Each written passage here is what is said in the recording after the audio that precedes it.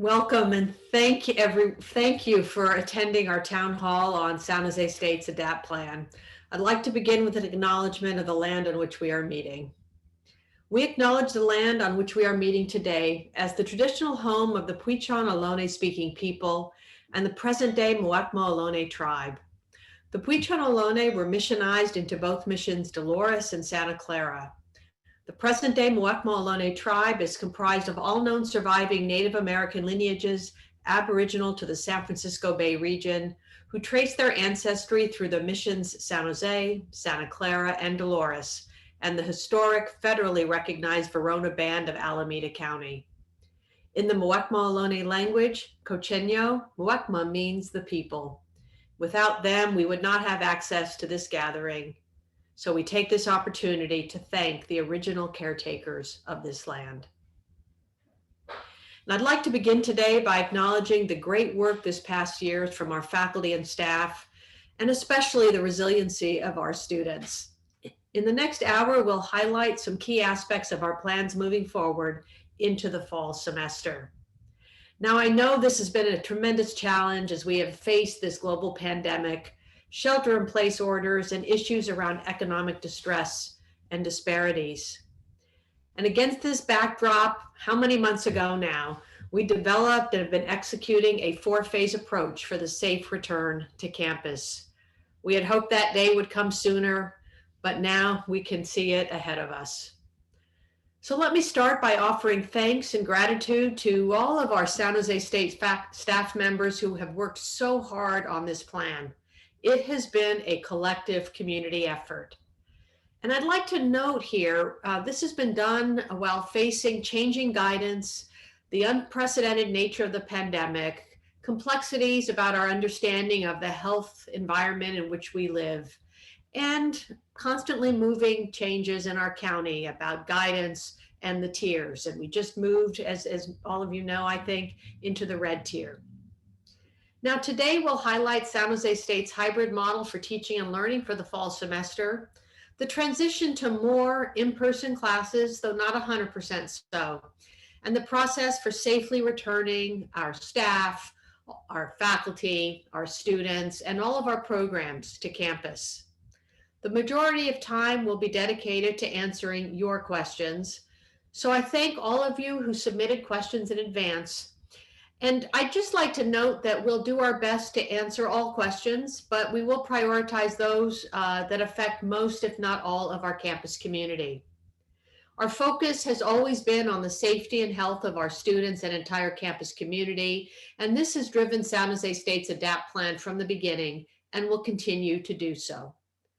Now, let me remind you, for if you have know folks who can't attend today's town hall or weren't able to attend last week's, that we will be posting the recordings on the San Jose State Adapt website, and they will be there and accessible to anyone who'd like to review them at their leisure.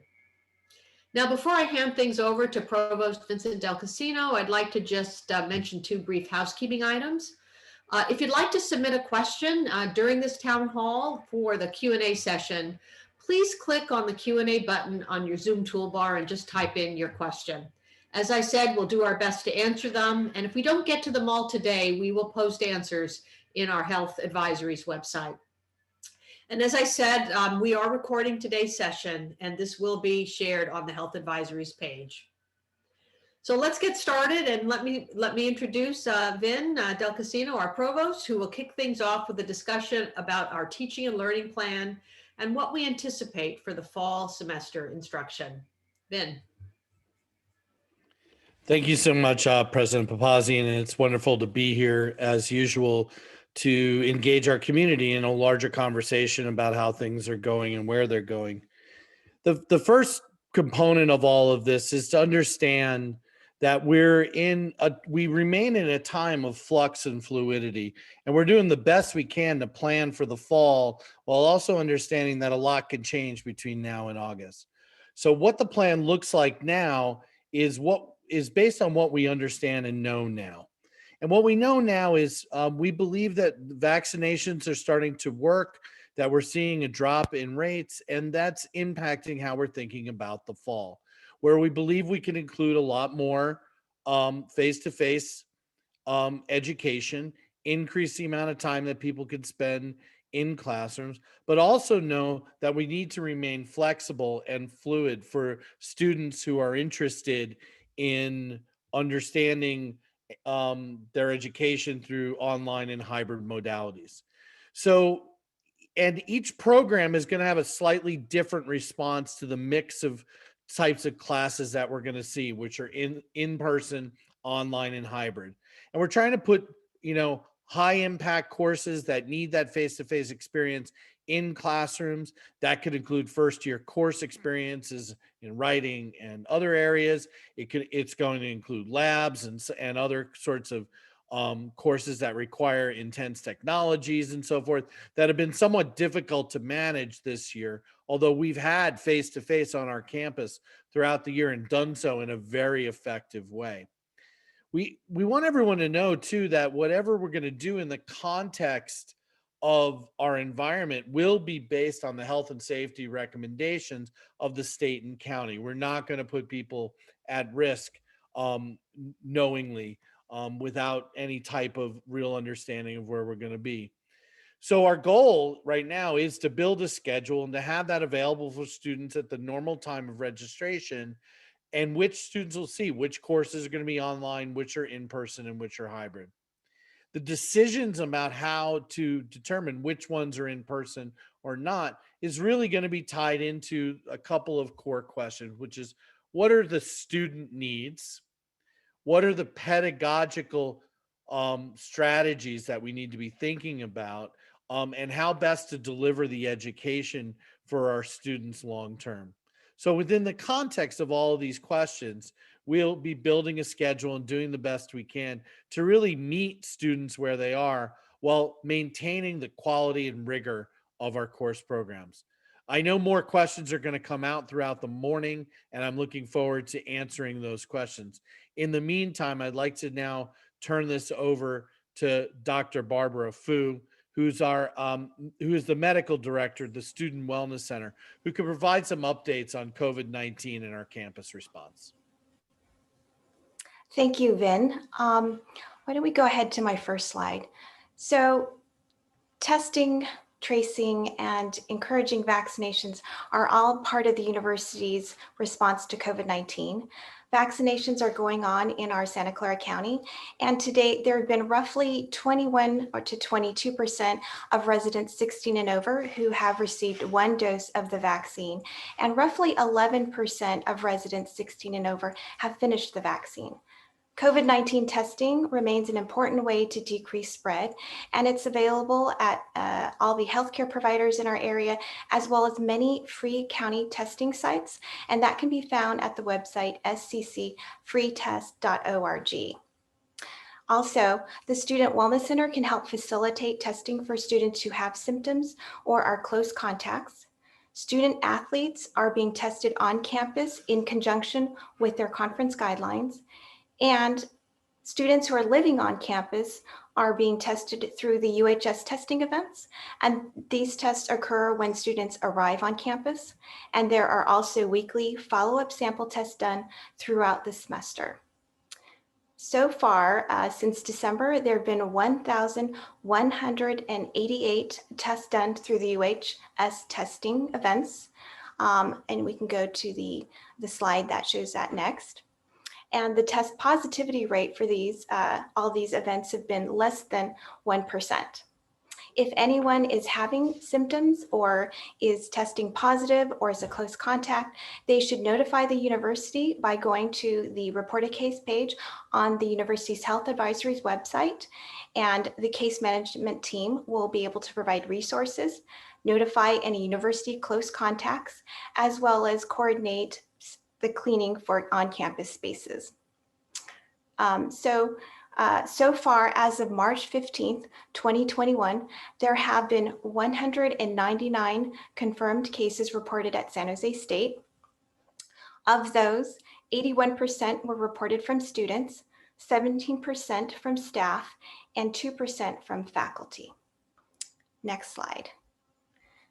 So the numbers of COVID-19 cases at US universities are being tracked by the New York Times. They recently updated their numbers on March the 2nd. On that date, it was reported that San Jose State had 185 cases. Two other universities in our county, Santa Clara University and Stanford University, were reported to have 338 and 414 cases, respectively. Other CSUs that are similar in size to San Jose State were reported to have between 20 cases to over 2,000 cases. There are some limits in comparing universities, and they will have different sizes. They're in different geographical locations, and they have different reopening plans. Some may be in distance or hybrid or in-person learning. Next slide. So this next slide shows the monthly confirmed case counts at San Jose State on the left, and on the right, there are the cases that have occurred monthly in Santa Clara County. And you can see that the graphs look pretty similar.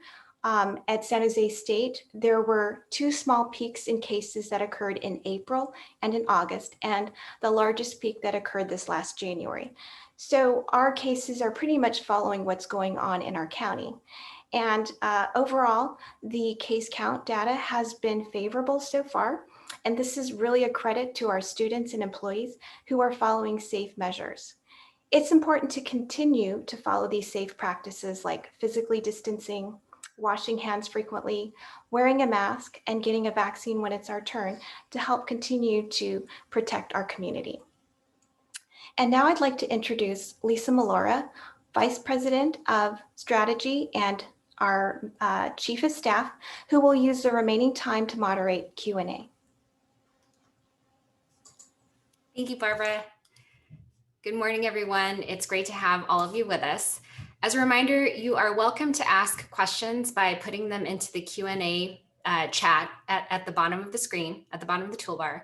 We did receive a large number of questions through the registration process, and we will speak to those first. And if you notice that there's a similar question that isn't exactly what you asked, we may be trying to respond to your question through the ones that I will read this morning. We will post responses to all of the questions on our Health Advisory's website, along with questions to which we cannot get to speak to before the town hall concludes. After the town hall, you could submit additional questions through our Health Advisory's email, which is healthadvisories@sjsu.edu. Our first panelist today is going to be Joanne Wright. I'll ask her to join me. While she's coming on screen, I'll just share that a lot of questions have concerned returning to campus. When will people begin to come back? Will we be given enough time to prepare to come back?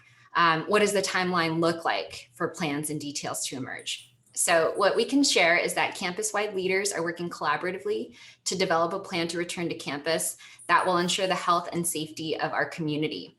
Over the next several weeks, we will share, we'll communicate a lot and engage the community, and then we'll host more town halls in July or June. So Joanne, thanks for joining me today. Of course. Joanne is our Senior Associate Vice President for University Personnel, and she oversees what many think of as human resources, employee support programs, and employee relations. So the first question, Joanne, that we received through the registration process, it's actually a pair. When the campus reopens, what will staff schedules look like when returning to campus? Will remote or flexible work options still be available? I know these are questions that are foremost in everyone's mind, but just a reminder that the campus is actually open and there are employees on campus as we speak. And what we are looking ahead to, obviously, is a more comprehensive repopulation. So as more students and in-person classes return to campus, we have to think about how we're going to staff that. As Ben was mentioning, our mission is to educate our students. So we have to base things on student needs. So that's going to be foremost in our minds. And individual units are going to be asking questions about how do we need to staff to best support our mission, given that we anticipate a larger campus population for fall semester. More students living on campus require certain support. More in-person classes require support for students and faculty who will be teaching those in-person classes. So moving forward, we will be reviewing staffing plans with all of our managers and supervisors, assisting them in creating plans to optimize the support for our mission. Staffing plans may include in-person, hybrid, which would be a blend of in-person and remote, and remote work. Well, but we'll be taking into account what in-person staffing is needed as we continue to adhere to current health and safety guidelines, such as social distancing protocols. And determinations on scheduling will be based on the job duties and on department and student needs. Again, going back to our mission of educating and supporting our students. So it's going to look different in different units. So a related question, has there been progress on developing long-term flexible schedules and or remote work policies? So I definitely see that as something in the future, in our future world, right? We have seen how that's been very successful. Well, somewhat successful this past year. I know people have had some trying times with that, but I think it's definitely here to stay. But again, we have to work with what we need to do to support our students, our faculty, and other staff, and our colleagues, our staff members. So we will be looking at that individually, again, with the different units to see what those units need to do to support each other and our students and faculty. Thank you. One of the participants who registered in advance wrote, "I'm personally not comfortable with going back to campus fully. Will it be mandatory to go back in person in the fall?"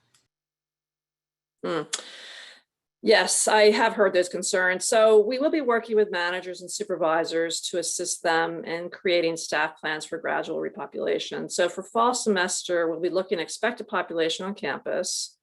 That's the number of students in housing, number of in-person classes, the tier level, and other factors to determine what staffing would best support our mission.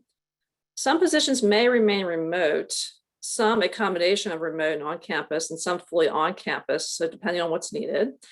For certain positions, it may very well be required to return to campus. So again, a reminder, there are employees on campus now supporting what we need at this time, which is for a limited campus population and extremely limited in-person classes. For individuals who have concerns, such as concerns related to health conditions, they should consult with our leave manager, Josh Etherington, who can discuss available leave or accommodation options. And for other concerns, our employee relations team is always here to help. So Julie Pesant, Stacey Alcibai, and Rosa Coronado. Just to follow up on that, this is a different question that came in. When you say health concerns, is that the same as underlying medical reasons that someone might not be comfortable coming back to campus? Would you advise something different in terms of reaching out to Josh? So yeah, okay, so underlying health conditions, yes, would mean medical concerns, could mean medical concerns. So if there's something there that you need to discuss, about your medical condition, whether it's some underlying condition or something that's just happening now with a different type of symptoms or illness, definitely Josh is the person you want to talk to. Great, thank you.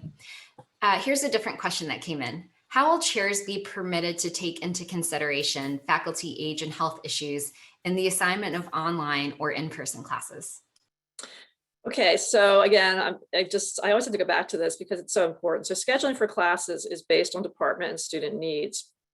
Scheduling who is going to be teaching what courses, age should not be taken into consideration. Just as gender or other protected statuses would not be used as a consideration for particular assignments. I think this may be a reference to an earlier governor mandate that happened back last year. I think from March to June, we had a leave program, the CSU had a leave program that took into account people's ages and underlying health conditions. That was based on the governor's mandate at that time. But that no longer applies. So I just wanted to make sure that people understood that. But as for health issues, again, if a faculty member does indicate there's a health concern, okay, the faculty member should be directed to Josh Etherington to discuss available leaves or possible accommodations. And should a faculty member be approved for a leave or accommodations, then the chair would be notified and can then modify the schedule accordingly. Great, thanks. I'm going to read this question as exactly as it came in, and you may need to provide a little more context to your answer. Will offices with a high volume of traffic of students be able to stay online for the fall semester? So, okay, so we'll be working with managers and supervisors to establish staffing plans, as I said.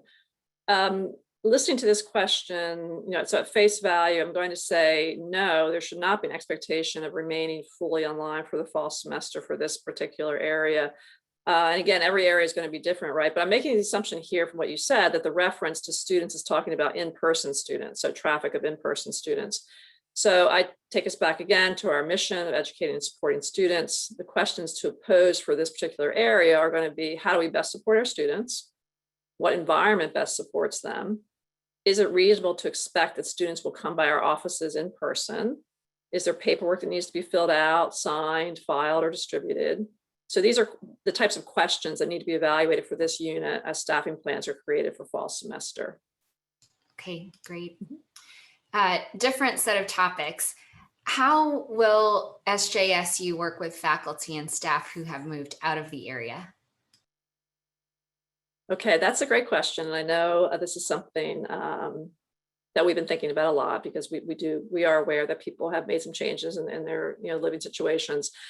So we're all coming up to 1 year of our COVID work experience, and for some, the on-campus presence has remained as it was pre-COVID.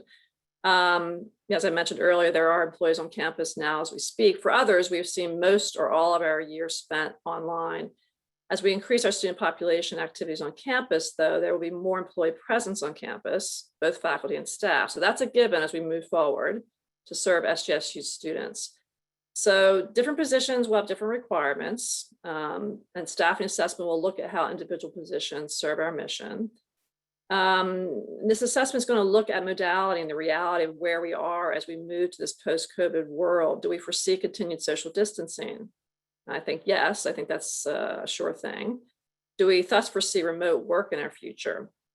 I think yes, too, but how much or how little has to tie into our mission. And so for those people who maybe are thinking that maybe I could just continue all remote, I think it's safe to say that for positions that will need to report to campus, there can be room for flexibility, whether that is staggering schedules, flexing times or days, or having some days remote and some days in person. There may be a determination that a position could be fully or close to fully remote. And that could be for immediate, for now, and maybe for the immediate future. But if the position is one where an on-campus presence is required to support that, then whether it's a staff or faculty position, that is the expectation that the person will be on campus. So the decisions about staffing do need to be made based on the position, the duties of the job, and how that position serves our mission. I do see that we have some flexibility and we have to consider that. But again, the considerations are going to be based on our student needs. Thank you. Joanne, if you'd like to take a virtual seat for the next question, I'm going to invite Patrick Day to answer a question about student success centers. Patrick is our Vice President for Student Affairs, and in that role, he oversees student involvement, campus life, health and wellness, and university housing. Patrick, here's a question that sort of ties in with those that I've just posed to Joanne. A participant asked, will student success centers be open at normal in-person capacity, or will some of the services remain available online? That's a really good question. I'm glad that it was asked. And I think Joanne did speak to a lot of it. We're going to sit down with all of our cultural centers and really have a conversation about what makes sense relative to the work and how can we best reach students. We're going to have some students who will be with us face-to-face, and many who will continue to be virtual. So I think what we've learned over this past year is that a lot of the work can be successfully done virtually, but a lot of the work it's much more difficult to be able to offer it virtually. And so I think that it's likely that our centers will be open, but we're going to look and sit down with each one and really get a game plan around what's going to make sense so that our students can continue to access those services throughout their time at SJSU. Great, thank you so much. Patrick, I'll call you back in a little bit. For now, I'm going to bring Joanne back. And in addition to Joanne, Dr. Fu, if you could join me also to speak to some questions that we have about vaccines. So the first question is for Dr. Fu. How and when can I be vaccinated? Yeah, so the state of California is giving out vaccines in phases. And right now, persons who are in phase 1A and phase 1B are eligible. Among the categories, that does also include healthcare workers, workers in the education and childcare sector, and persons who are 65 and older. Just yesterday, March 15th, the state also increased their eligibility to include persons between the ages of 16 and 64 who are at highest risk to get sick from COVID-19. They also included transit workers. They also stated that in March, they're starting to use an equity framework in part of their vaccine distributions. So for more information about the state's vaccine plans, you can go to the website covid19.ca.gov/vaccines. For more information about vaccinations in Santa Clara County, you can go to the website sccfreevax.org. And to determine eligibility for vaccinations and to make appointments statewide, you can go to the website myturn.ca.gov or call their phone number 1-833-422-4255. Thank you. A very specific sort of detailed question. And I think this question came in because there were conversations about potentially being a vaccine site. Can you tell folks here today whether vaccines will be offered on campus? Yeah, well, the university has been exploring partnerships, but at this time, there are no on-campus vaccination sites. In our county, it's been the larger healthcare systems that have been designated as vaccine providers. But certainly as the eligibility for vaccine providers increases, we'll certainly keep the campus informed if there are any new developments.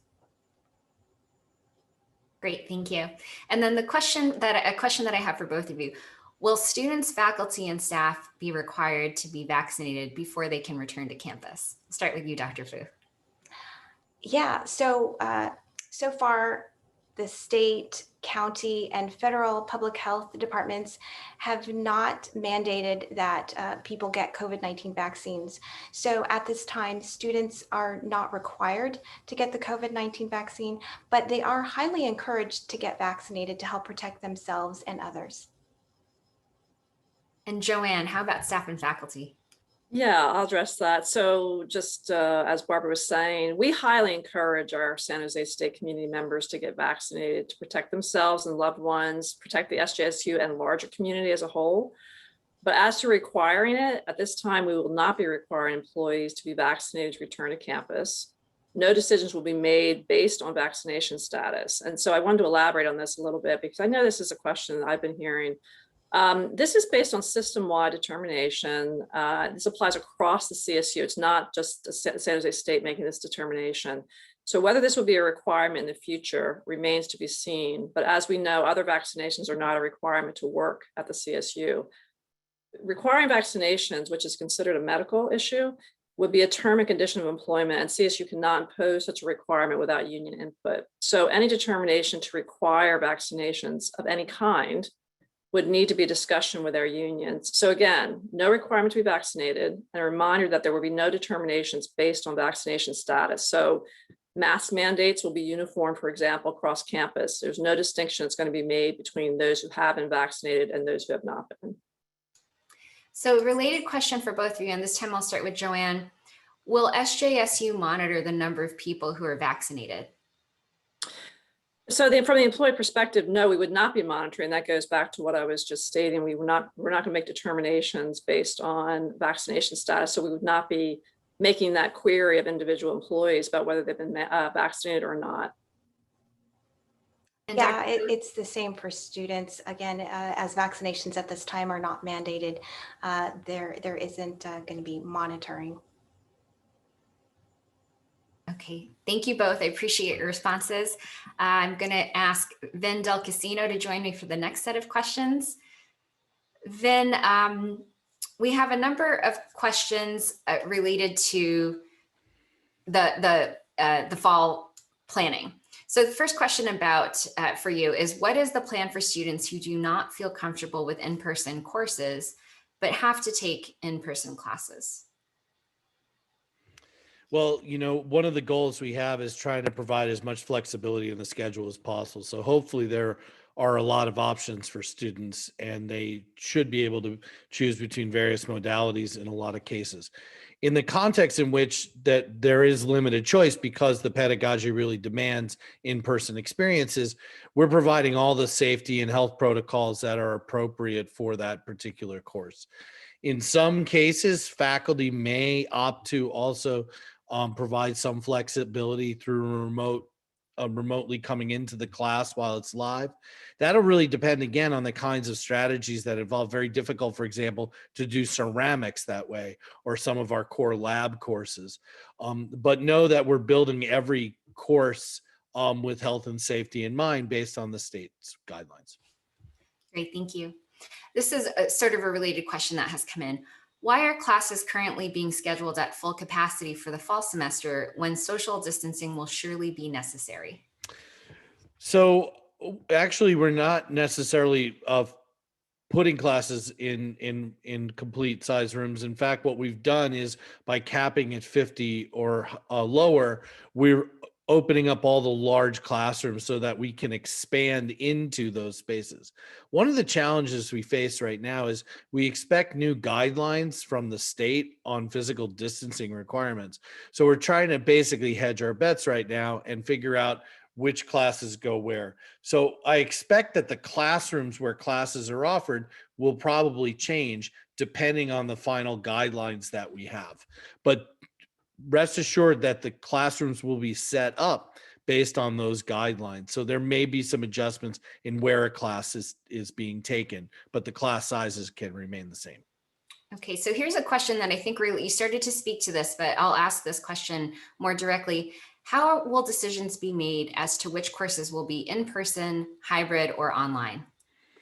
Well, we start with sort of an intersection of two sets of questions, which is what do the students need pedagogically? What's the best way to teach? And what are the demands of the students coming in? So those two things come together and have asked every department to look at their mix of classes to determine what makes the most sense. So in high impact courses, particularly with new students to the campus, there's a need for some or all face-to-face experience. We're putting those sorts of classes there. Same with labs and studios and other things, and certain seminars that really are best facilitated in an in-person environment. So will faculty have the option to continue teaching online if they are more comfortable with that modality than with a hybrid model? The decisions on what modality a course is in rests with the department and the college and the university based on student demand. Now, faculty certainly have, can recommend or make suggestions as to what they think is their best teaching strategies and which approach they would like to take. But we can't necessarily match every single request with the demands that are coming in. And so that it means that many faculty will probably have a mix of modalities in the fall. That being said, if faculty need accommodations, we have access to available accommodations through the mechanisms of our human resources area. So university personnel is here to work with faculty who may need accommodations dependent on how things go with vaccination and other parts of the pandemic. Okay, thank you. Now, undoubtedly, we'll still see a lot of masks in the fall. It will still be a requirement. Are there plans for the university to improve the sound system in classrooms so that professors can use a microphone while wearing a mask? That's one of the topics on the list of things of looking at investment. So it's definitely on the list of things for classroom improvement for the fall. Great. And I'm going to ask Patrick Day to come back to speak to what I think is sort of a related question for students. In the classroom, with the use of masks and challenges sort of around sound systems, some of our students may have challenges hearing, if they have hearing impairment. How would a student go about accessing the right accommodations, and how might they know ahead of time that they'll be in that sort of situation? Right. This is a really important question and one that's evolving. And it's one that's very specific to each student. And so part of what my primary recommendation here is we want students who may, even if they just have a question, we want them to contact our Accessible Education Center. And I think we'll put that information in the chat so that people know and can reach out, because what they're going to do is be able to talk individually with that student and find out what their specific needs are, because needs are very different based on the student. And things may also change. Things may be different from one class to another. And so we want to make sure that students know here is the primary location to access the kind of assistance that they need. And again, they may not know everything. They may just wonder, how do I deal with this? We want those students to call. We don't want them to feel like they have to have it all figured out before they reach out. No, this is exactly why this office exists. And we want to help them develop a plan that can allow them to be successful through each of their classes. And it may be a different strategy for multiple classes. And that's why we want them to reach out individually. Great, thanks, Patrick. I'm going to bring Ben back for a few more questions about the academic planning for fall. So then, in sort of broad strokes, what will fall look like for international students this year? So right now, we expect the federal guidelines to be the federal guidelines that we had in fall 2019, which is that international students are required to take a majority of their courses face-to-face. So we're looking to develop enough classes in the degree programs where we have a high density of international students, so they have enough face-to-face classes, which would include hybrid. Great. And then two questions that are very closely related. So the first one is, will there be space on campus for students who need to take a virtual course but are on campus because of another in-person course? And will the library be open? The library will be open. And we are talking about how to plan spaces for student drop-in so that they can take exams, do their classes in between and so forth. So we know that's a very big issue. And we're looking at all sorts of aspects, including our outdoor spaces, making them accessible for students to be able to do their work. Great, thanks, Ben. I'm going to call Tracy forward now to speak to our next set of questions about facilities. Tracy Fertilage is our Senior Associate Vice President for Facilities Development and Operations. And Tracy has spearheaded several of the physical changes to campus to keep us safe during this time. So thank you for that. Tracy, one question that has come in it has to do with many people not being on campus since the shelter-in-place orders took effect last year. Can you share what changes SJSU has made to the campus to ensure the safety of our community? Sure. Thanks, Lisa. And good morning, everybody. As we've seen throughout the pandemic, our safety has improved based on our own personal practices around hygiene, safety, and making good choices around the types of activities that we pursue. But even with the availability of vaccines as we head into fall, it's going to continue to be important for us to adjust our operations to maintain safety. So talking about some of those strategies and how the campus has developed its safe operations plan, I can tell you that as we look forward to fall, and throughout this year, we've been largely guided by the California Blueprint for a Safer Economy and the mandatory directives issued by the County of Santa Clara, as well as CSU directives, and then most importantly, our SJSU Adapt plan, which really tries to bring all that together as it applies to the majority of campus activities. There's been a ton of changes throughout this year, and I anticipate we're going to continue to see those plans evolve or those requirements evolve as we get closer to fall. That's just to be expected. We continue to adjust our operations in order to be compliant and provide as safe an environment as possible.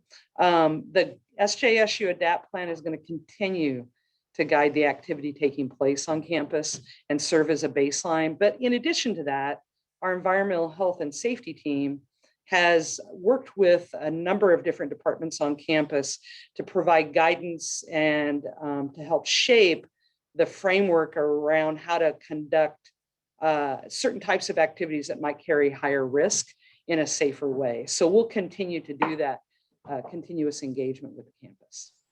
Great, thank you. And you mentioned that our guidelines, the guidelines that guide our work, change from time to time. So as of today, March 16th, will we need to wear face coverings and maintain physical distancing in the fall? And then a related question that someone submitted, so they were submitted as a pair, how do I obtain supplies needed to be safe? Okay, so yes, the answer is yes. I anticipate that face coverings and some level of physical distancing is going to continue to be required. I think that as we move through the state's vaccination program and more people get vaccinated, we'll continue to see an evolution of those requirements. But as we think through that and predict the future, we also have to recognize that COVID is here. It's not going away. And yes, maybe I've been vaccinated, maybe I haven't, but at the end of the day, wearing a face covering and physical distancing is always going to be a safe principle at this time. And we'll just have to see how things continue to evolve. In terms of the cleaning supplies, and will they be available inside of each classroom? Yes, we have stations at various strategic locations around campus, including in some of the classrooms currently being used. We'll have to adjust that based on what the fall course schedule is. But those stations have face coverings, gloves, and hand sanitizer.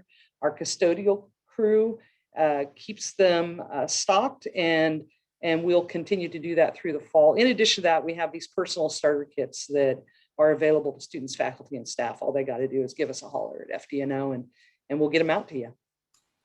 So Tracy, not everyone has been to FDNO. Can you tell the folks who are here today where Sure. FDNO is located?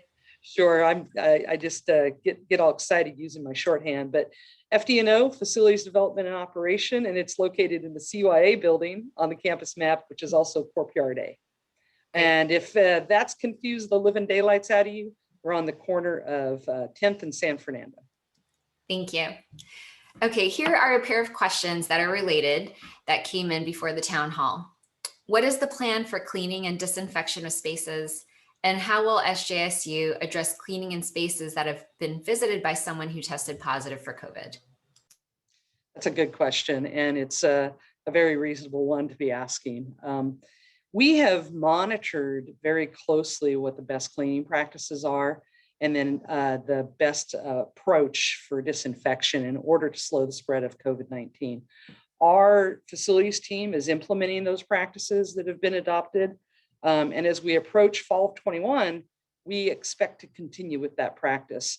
Those practices include cleaning during the day, frequently touched surfaces in common areas, and providing increased restroom service and things like that. And then in the evening, we do a deeper cleaning that includes our entire routine custodial program, but also the disinfection of highly used spaces and highly trafficked areas. In terms of the question around cleaning between classes, due to the course schedule and the amount of time needed to fully clean between classes, we don't intend to do that, but we do intend to ensure that there are supplies and materials that are out and available so that people can clean their personal workstations. And we'll continue to work with departments on that. When it comes to areas that we learn may be potentially contaminated, in our work with the case management team, we work very closely with them and quickly to identify those spaces that require disinfection and get a strike team out on that as soon as possible. If we aren't able to get to it until our evening crew, until their arrival, then we'll make sure that we cordon off those spaces so that everybody knows to just kind of stay out of there until we're able to complete the cleaning. That's a perfect segue into another question that came in, and it has to do with what are people going to see? How will they know where to go? What sort of information will be available?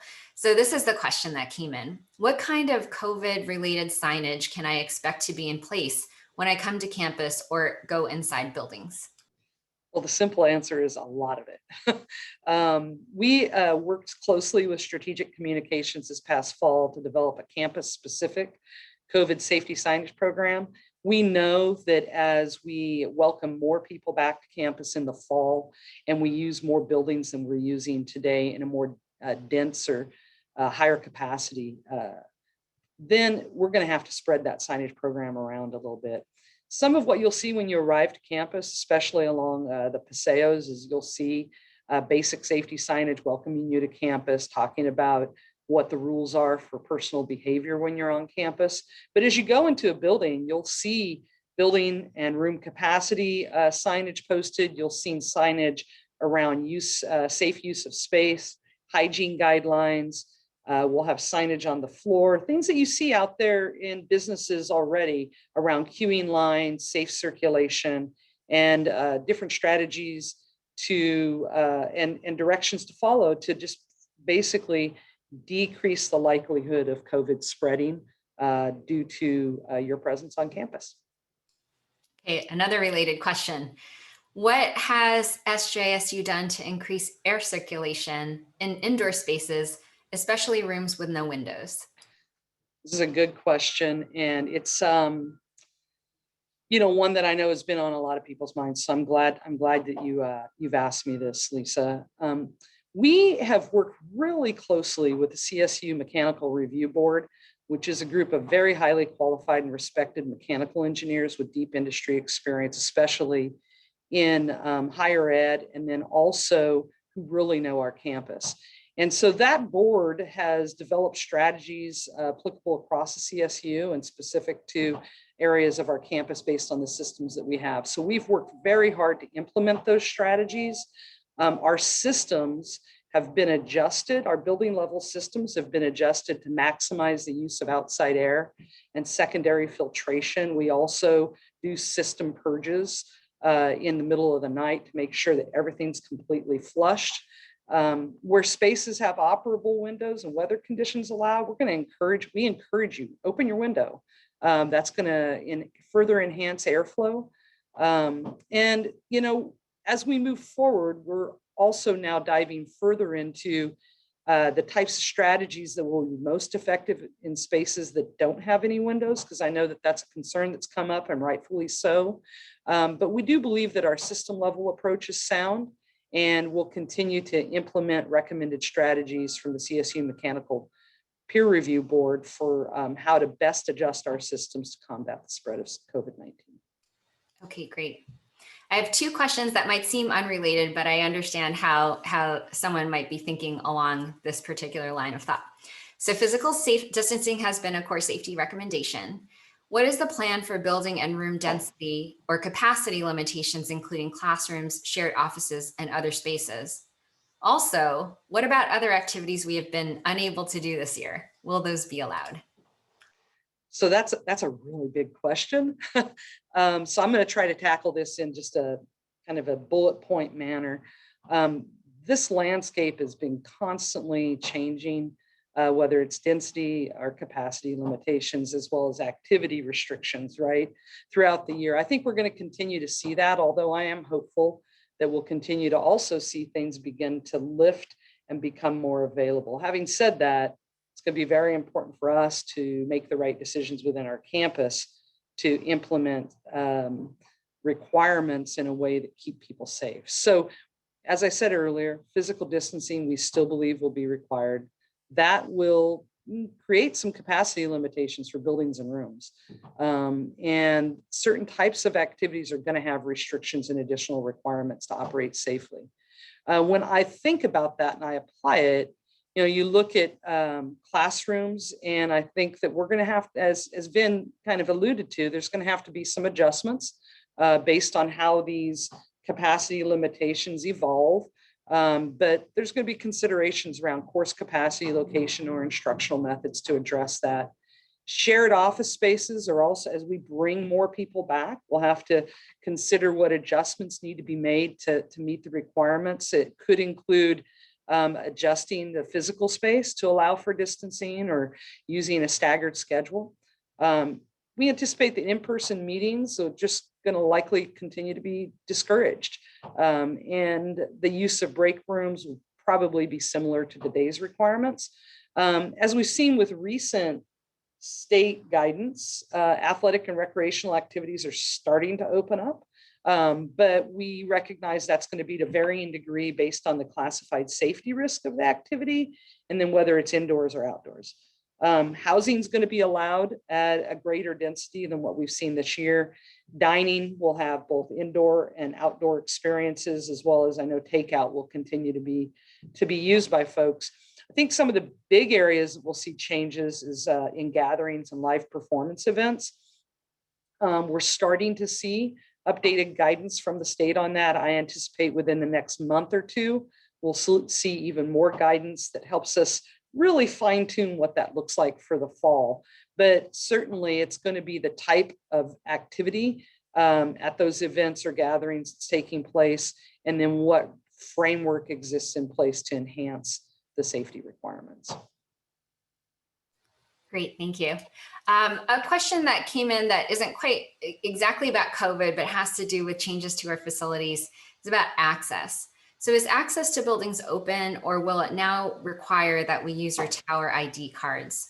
Maybe a different way of asking the question that was submitted was, will there be limits of building and room access using the tower ID card? So that's also a pretty intense question, but a good one. And I know that we went through a transition this year with fewer people on campus, having some concerns about safety, and then also some of the other requirements around limiting visitors and doing other things, that we moved to a closed campus where your tower card becomes your access card. And by that, that means that it'll get you into a building, and then it'll get you into places within a building that you're authorized to access that utilizes an S2 card lock, which is what your tower card works with. With regard to, we will continue to be a closed campus as we reopen in the fall and moving forward. That's about improving campus security overall, being that we're located in a downtown urban location.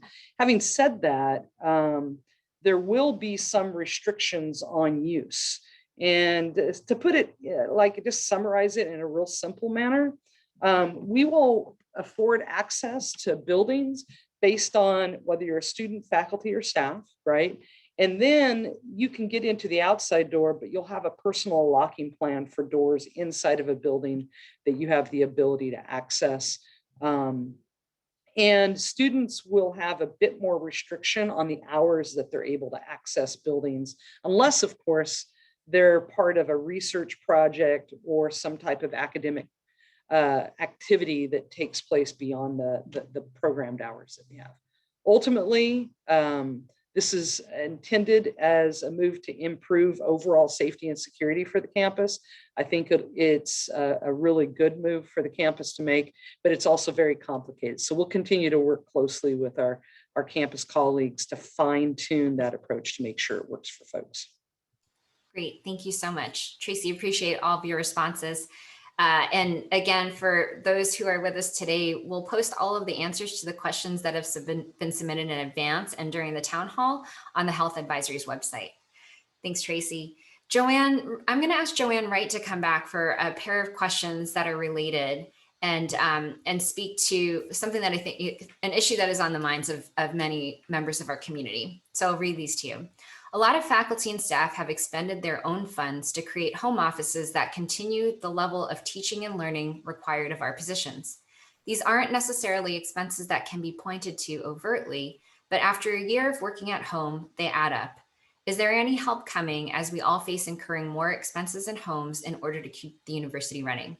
And just before you respond, another version of the question is, for those with lower bandwidth for online work at home, is it possible to be reimbursed if one wants to increase bandwidth for not being able to stay the online course or other without unwanted interruptions of leading classes or attending online workshops and trainings? Okay, I know, again, we've seen a lot of changes in the way we've worked this past year. And people have expressed to me that, whereas there might be savings on commutes, people aren't, the gas or driving or, passes or whatever. There has been questions too about, what you've just put forth here about, equipping home offices or internet connection, that type of thing. So ideally, I know many have done this, there will be discussions with departments, the appropriate administrator or supervisor, if there was equipment needed. We, do have, I know IT has worked really hard to have, laptops available for people, hotspots, things like that. So there are things to talk to the departments about, your own department, your own supervisor or MPP about, and then you would seek approval of what you might need. It sounds like here from this question, it may be focusing more on maybe internet And then there's some other costs that people maybe are referencing that aren't quite overt. The first step would always be to talk to your supervisor, appropriate administrator, and talk about the needs that you have, and see if there are some methods that you can be assisted with from on campus. Like I said, for IT, they have a lot of resources available to help people work from home.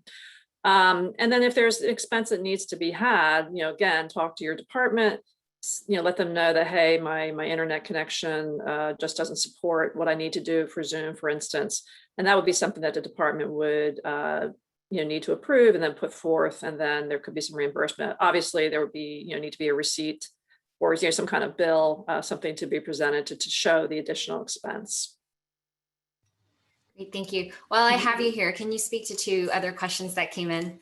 One is about the vaccine schedule. So I think there's a question for student employees. So we have the education space. Can or how can SJSU student workers, such as orientation leaders, become eligible for the vaccine? So we interpret so we're in tier, for tier 1B education sector, we interpret that very broadly. So we see that a student employee is an employee and is in the education sector as an employee. So I know that we have had some areas, and I've had questions from supervisors in those areas who have asked about that, and students could get, student employees could get a letter from their section, their department, their area, but also be sure to have a pay stub to show being paid as an employee. But I would be looking to vaccinations under the education sector for those student employees, because as employees, you are considered in the education sector as we interpret it. Great, thank you. And here's the other question. I think it's a follow-up on your comments earlier. When will staffing plans be announced for the fall? So as we're working on our timing for that, we're putting staffing plans together, and we anticipate that we'll have some staffing announcements made by June, I believe.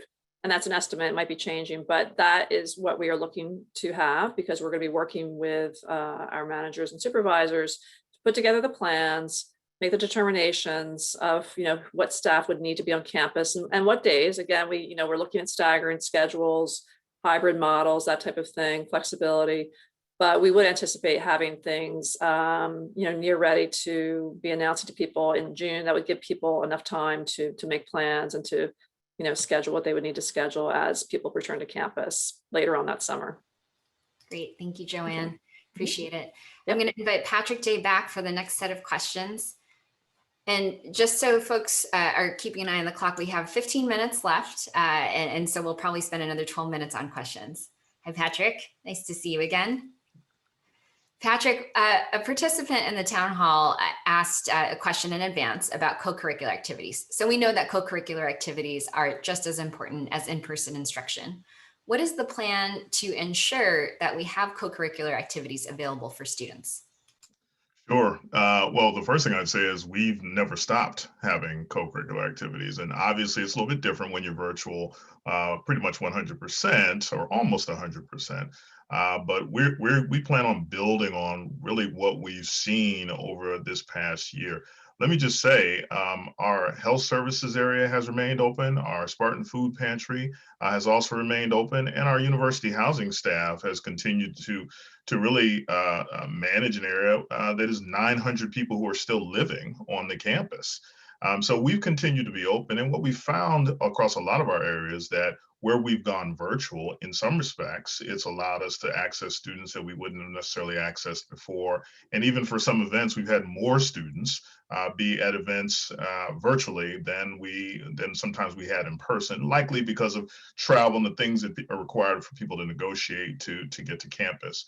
Now, we certainly understand that there's nothing like being together. There's no one who would love to see our Paseo packed with people, but I think the reality is the fall is likely to be much smaller. Our events will be smaller. The kind of in-person engagements that we will have will be different. Some of the large scale events that have been a significant part of our community will likely not be the case in fall. Some things will have to occur outside just so there's appropriate space, but we expect our student organizations to continue to be active. We expect our departments to still be operating potentially in both in-person and virtual modalities. So we are going to be very much have an active co-curricular programming experience, really to complement what is currently going on, but again, moving towards a more in-person experience, but obviously really mitigated and limited by the guidelines that are going to come out and will likely be changing by the county and by the state. Thank you. That's very helpful. So speaking of guidelines and how they govern what we do and what we make more available, a question that came in is about the SRAC. Will the SRAC be open for exercise inside and outside? That's a good question. And this is one of those questions you have to say, as of today, March 16th, we still are going to, and when we've been able to be open, we have been open. We've done lap swimming inside the SRAC for a long time now. And as soon as we could open, we did. And we've already distanced the workout facilities inside the building.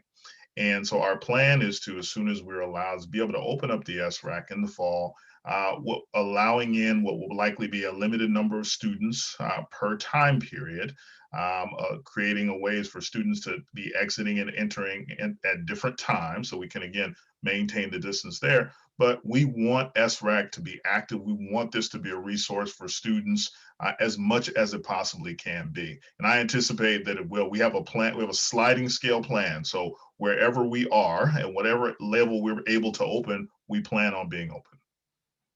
Great, thank you. I think there are several questions about housing that have come up. So I'll read them to you and you can speak to them more holistically. So how will students apply for housing next year?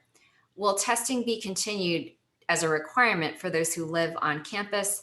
And with the possible reopening, how does SJSU plan to help its community with housing? So I'm reading these questions as they came in. And I think we all like to remind everyone, we haven't closed. No. So what can you tell us about housing, Patrick? Sure. The application for housing will be out within the next 2 weeks. And we want to encourage people to be looking for and to be applying for housing. We're anticipating anywhere from 60 to 70% of our capacity. So 2,500 to 2,900 students in the residence halls for the fall. And at that level, I want to assure people, it still allows us to really maintain our safety protocols. One being keeping students in single rooms, limiting the amount of students per bathroom, as well as we will continue our protocols relative to mask wearing. We will likely have continue a no guest policy. And we will maintain just in case emergency spaces if students do find themselves sick so that we can support them as they're getting well and or if they've been exposed, giving them the kind of assistance that they need so they can continue with their studies. We will continue mandatory testing in the fall, arrival testing and surveillance testing as we go throughout the semester. It's worked. And I have to tell you, the story of our residence halls is not only a story of our staff doing a great job, but it's a story of our students. The reality is the students made a commitment to be safe, and they've done that. Again, you heard Dr. Fu talking about our rates of infection are incredibly low, single digits. All those still matter. We pay close attention to those.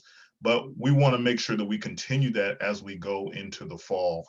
And so we will continue to have those protocols, and we will enforce those protocols throughout the residence hall and throughout the experience with students. So I hope that, I think that got to all the questions. I think you did. I might hit the last question once more because I think one could interpret this a couple different ways. Sure. With I'm going to say, instead of the possible reopening, but as more people return to campus for classes and research and work, teaching and learning and work, how does SJSU plan to help its community with housing? Right. And so let me just say, even as we have gone through this, this is an interesting kind of question. And certainly we have flexed when we've needed to flex. We will continue. We will operate our pilot program connected to SJSU Cares, really working with students who may be dealing with housing insecurity, and so that will continue to be the case inside of our residence halls. And what we've seen even this year, some will remember the fires that were happening over in Santa Cruz. We even worked with UC Santa Cruz when they were in a very difficult situation, had to evacuate all their students from the residence halls to provide some support, some temporary support for those students so they could be safe and continue their studies. So it's not something that we do without sort of thoughtfulness and being very careful and being mindful about the safety of our students.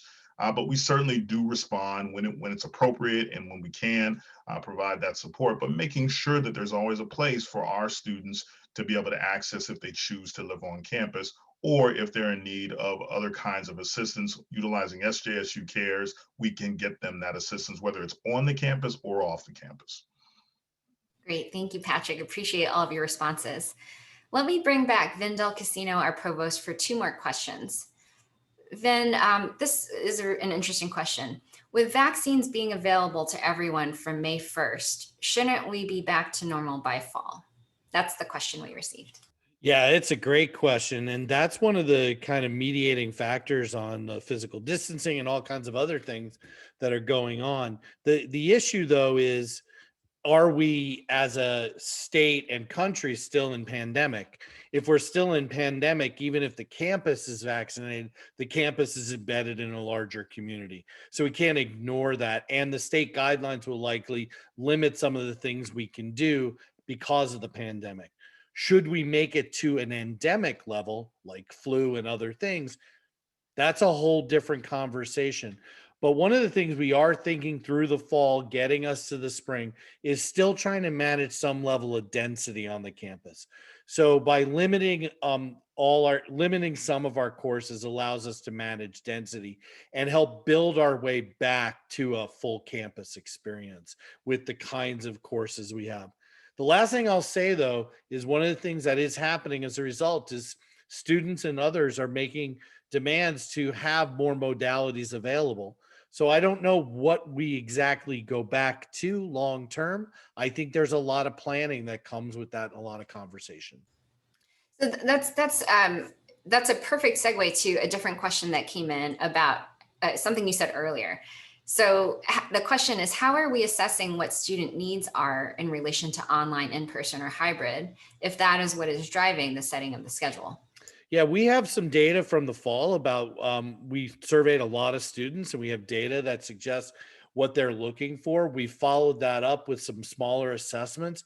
And then departments are also looking themselves at sort of their student populations and having conversations with them. And those are differential, which is why we won't see the same exact schedule everywhere across campus. But we're trying to be data informed and try to understand the demands that are out there and what students are looking for to come back to. Great, thanks, Ben. I'm going to bring forward Charlie Foss, who is our Vice President for Administration and Finance and our CFO. Charlie provides leadership to a diverse set of business units on campus, and he also oversees a set of financial responsibilities related to our auxiliary organizations. Charlie, a question that came in before the town hall is, what food services and restaurants will be open in the fall? Thanks, Lisa. Great question. And what we're planning on campus is essentially reopening all of the spaces that everybody's used to having. So the student union, all the food court and everything will be reopened. It'll be determined whether we're able to eat inside or not. We'll wait on the county regulations to determine that. But we're doubling the size of Panda Express during this break. So we'll have more quantity and the variety will be there with the various options. Ginger Market will be open as well. Dining Commons has been open. Village Market has been open and will reopen in its old place in the middle of Campus Village. Great, thank you. At our last set of town halls, you talked about our budget deficit. Can you share an update on our financial situation? Sure, happy to. We've talked about us being in a $92 million hole this year, and we've been working our way through that. climbing out of that deficit. And we've been doing that using campus reserves, the various reserves we have around the campus, spending those down, slowing down or stopping the non-academic hiring and slowing down the replacements of people as they have left, and really concentrating on hiring only critical positions and hiring faculty positions that we haven't stopped during this downturn. We've had many different spending reductions that are out there, but we've also been blessed in that we've gotten federal CARES money that's come in. And so that's helped the institution in the sense of, for housing deficits, for parking deficits, various teaching areas, PPE dollars that we've had to spend. That federal money replaces the money that we were spending that we never intended to spend.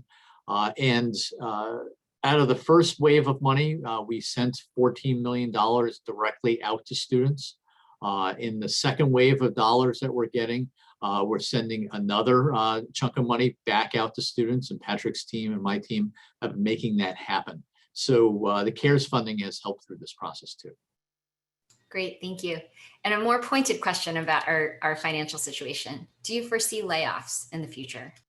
So we certainly hope not. We do not plan on having any layoffs.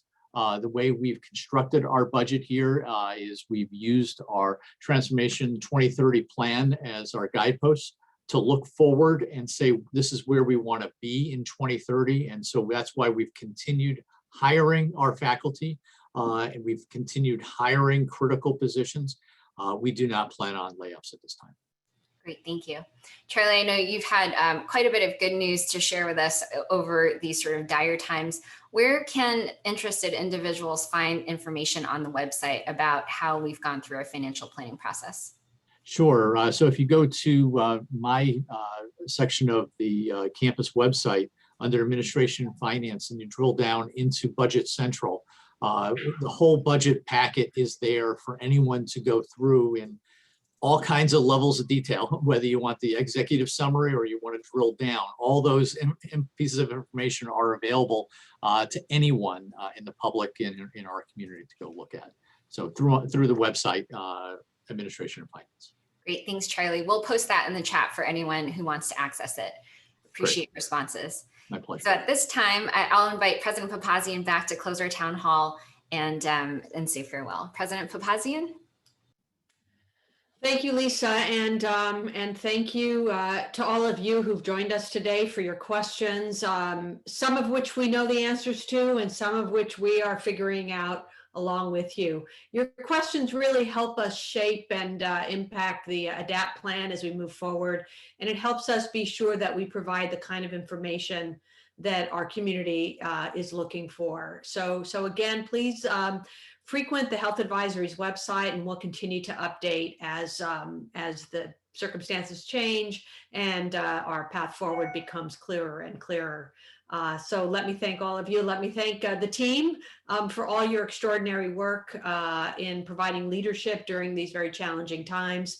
And we'll continue to work collectively as a community to chart a path forward that supports our students first and foremost, that ensures that our faculty and staff and everybody at San Jose State is safe and stays healthy, and that we continue to to build San Jose State in the way that we'd like to. So thanks so much to all of you. And if you have further questions, please keep dropping them into the Health Advisory's website, and we will continue to respond. Appreciate it.